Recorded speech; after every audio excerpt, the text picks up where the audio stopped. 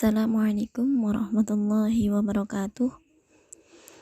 A'udzubillahi minasyaitonirrajim. Bismillahirrahmanirrahim. Alhamdulillahirabbil alamin wa bihi nasta'inu ala umuri dunya waddin. Wassalatu wassalamu ala asyrafil anbiya wal mursalin sayyidina wa maulana Muhammadin wa ala alihi wa sahbihi wa man tabi'ahu bi ihsani ila yaumiddin. Rabbi syrah li sadri wa yassir li amri wahlul 'uqdatam min lisani yafqahu qawli, amma ba'd. Yang saya hormati Bapak Dr. Haji Hono Sejati M.Hum selaku Rektor Undaris, yang saya hormati Ibu Dr. Hajah Ida Zahra Adibah MSI selaku Dekan Fakultas Agama Islam Undaris, yang saya hormati Ibu Rina Priarni MPDI selaku Kaprodi Pendidikan Agama Islam Undaris, yang saya hormati pula Bapak Isnaini MPDI selaku dosen pengampu mata kuliah Muhadharah. Tidak lupa juga yang saya hormati teman-teman mahasiswa dan mahasiswi Undaris. Puji syukur kehadirat Allah Subhanahu wa Ta'ala atas limpahan rahmat, taufik, dan hidayah serta karunia-Nya sehingga kita dapat berkumpul dan bermuajahah dalam keadaan sehat walafiat.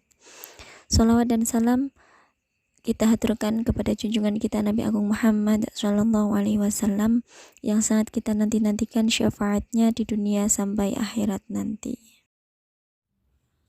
Mengawali pembahasan pada hari yang penuh berkah ini, mari kita tingkatkan ketakwaan kita kepada Allah dengan senantiasa berupaya melakukan semua kewajiban dan meninggalkan larangannya. Kaum muslimin muslimat rahimakumullah. Tema kita pada hari ini adalah konsep takwa dalam Quran surah Al-Imran ayat 133 sampai 134.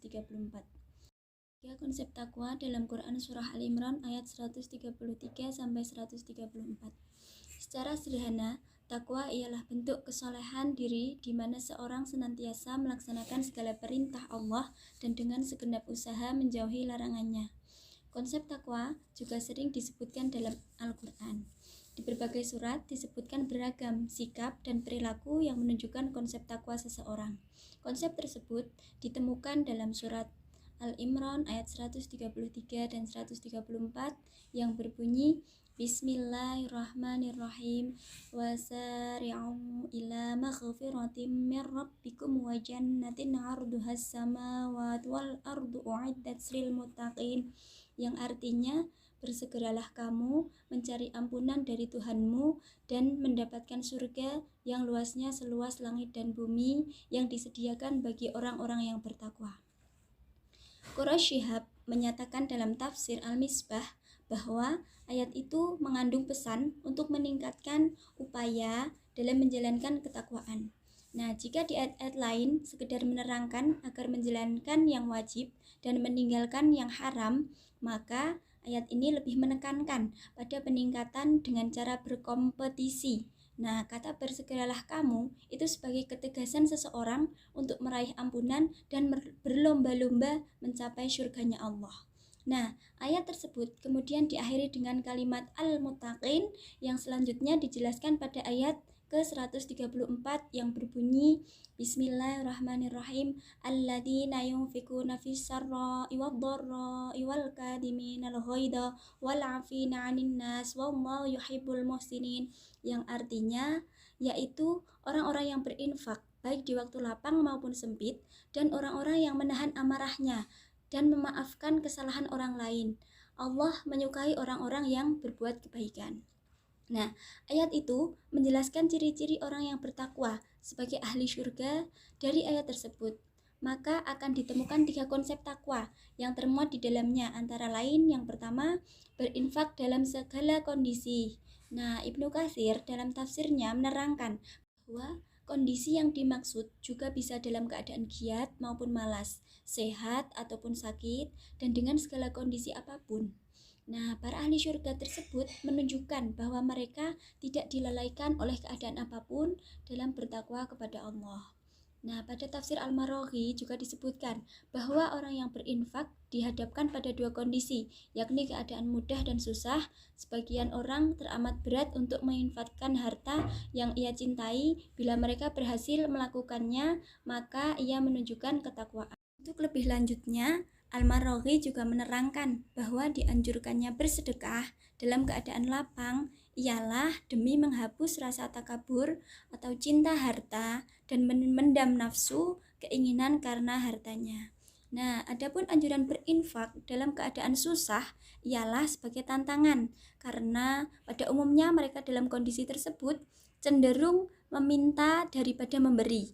Mereka yang masih bisa menyisihkan hartanya walaupun dalam keadaan susah. Nah, itulah ciri dari ahli surga. Yang kedua yaitu menahan amarahnya. Disebutkan pada ayat di atas bahwa wal kadiminal ghaidha, yakni mereka yang mampu menahan amarahnya. Menurut Ibnu Katsir, kata al-kadimin mengandung makna penuh, kemudian menutupnya dengan rapat. Ia mengibaratkan seperti wadah penuh dengan air, kemudian ditutup dengan rapat agar tidak tumpah. Ini merupakan analogi sederhana untuk menunjukkan bahwa ketika seseorang itu marah, keinginan untuk membalas itu masih ada. Tetapi ia mencoba menutupnya hingga tidak terlampiaskan kemarahan tersebut. Nah, bagi Al-Maraghi, mereka ialah orang yang mampu mengekang amarah dan tidak mau melampiaskannya meskipun hal itu bisa saja dilakukan. Sedangkan mereka yang cenderung menuruti hawa nafsu atau amarah hingga bertekad untuk dendam, maka bisa dikatakan tidak stabil dan tidak mau berpegang pada kebenaran. Ini juga sejalan dengan sabda Nabi Muhammad SAW yang berbunyi anna Rasulullah SAW qala man qadama ghaidha wa huwa qadirun ala ayyufidahu wadahu Allahu azza wa jalla ala ru'usil khalaiqi yaumal qiyamati hatta yukhayyirahu Allah minal khuril aini wa ma syaa. Nah, artinya bahwa Rasulullah Shallallahu Alaihi Wasallam bersabda, menahan amarah, sedang ia mampu melampiaskannya, maka Allah akan memanggilnya pada hari kiamat di hadapan semua manusia hingga Allah membiarkannya memilih bidadari bermata jelita yang ia kehendaki. Hadis riwayat Abu Daud. Yang ketiga yaitu maafkan sesama. Ibnu Katsir menjelaskan bahwa ini merupakan tingkatan setelah seorang mampu menahan amarah, yakni mau memaafkan. Al-afin terambil dari kata al-afni yang bermakna menghapus dan memaaf. Ini menunjukkan bahwa orang yang memaafkan berarti ia telah menghapus bekas luka di hatinya akibat kesalahan yang dilakukan orang lain. Bila pada tahap menahan amarah, orang tersebut masih memiliki rasa sakit hati yang terpendam, maka pada tahap ini orang tersebut benar-benar terhapus dan hilang hingga seakan-akan tidak pernah terjadi sesuatu. Al-Maraghi juga berpendapat bahwa ini merupakan tingkat penguasaan dan pengendalian diri yang jarang dilakukan tiap orang. Mereka yang suka memberi maaf atas kesalahan orang lain dan tidak menuntut balasan merupakan para ahli surga yang sudah dijanjikan Allah melalui firman-Nya.